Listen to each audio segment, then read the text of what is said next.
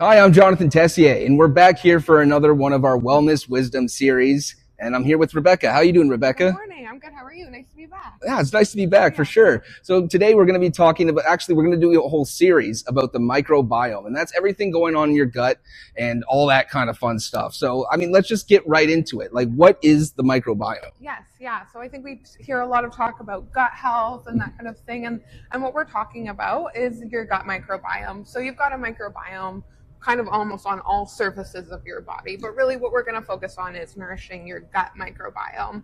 So it's a collection of like bacteria, viruses, pathogens, all different kinds of little bugs that we want to keep in balance and keep working in our favor. So you can find it, different pockets of these different microbiomes all throughout your intestines, different concentrations of bacteria in different kind of spots, which is really, really interesting. But we're going to talk about how we can support that gut microbiome and just how much kind of leverage that you can get by adding in things like fiber and antioxidants, and just how much kind of benefit you can get from that. So your microbiome, when it is really well nourished, supports really healthy mood balance, supports healthy blood sugar, reduces inflammation. There's so many benefits to kind of supporting that gut health, and of course better digestion, right? Like better bowel movements, we all love that.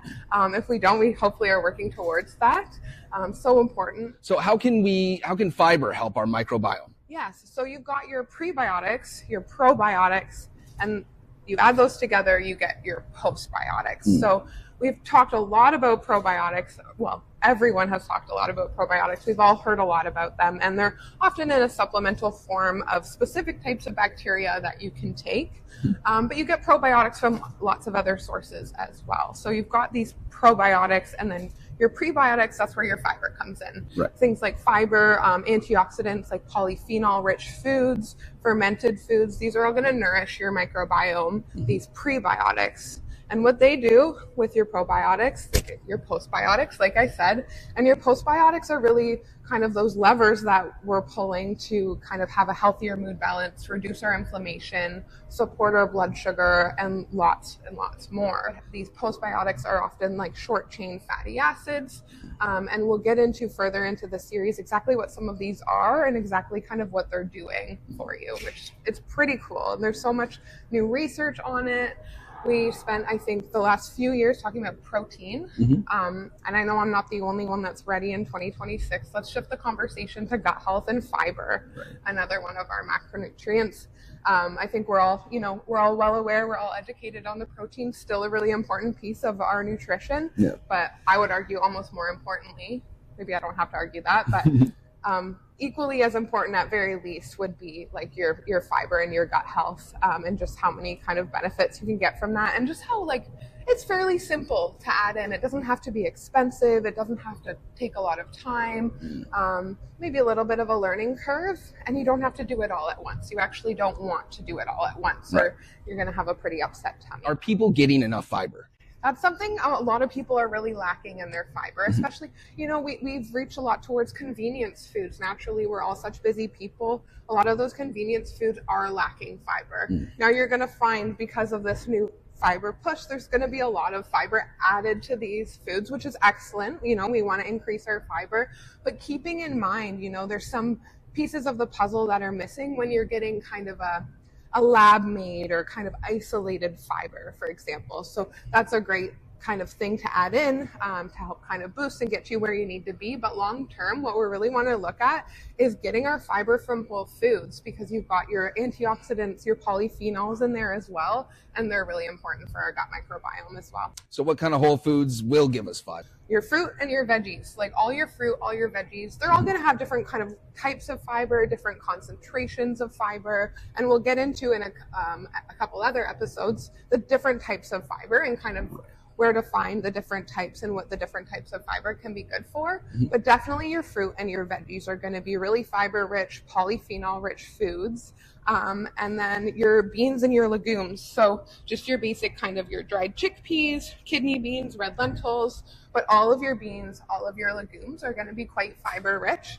And your nuts and seeds as well are going to have some fiber, especially your seeds. So really you're looking at whole foods. That's where you're going to find a lot of your fiber. So how much fiber do we need? Yeah, that's a great question. And I think something to remember is you really want to start slow with fiber, or you can get a lot of uncomfortable digestive symptoms. And often then that gets attributed to the fiber and then you're kind of stopping it. Now you really want to start low and slow with your fiber. So almost aiming to increase by 5 to 10 grams a week, with the goal being, and it's going to differ for each person, about 30 to 40 grams of fiber in your diet per day. Right. But an even more important goal, I would say, before kind of looking at that number, would be just introducing the diversity of foods into your diet. So maybe adding in, say you're looking at your first week, you're kind of wanting to improve your gut health.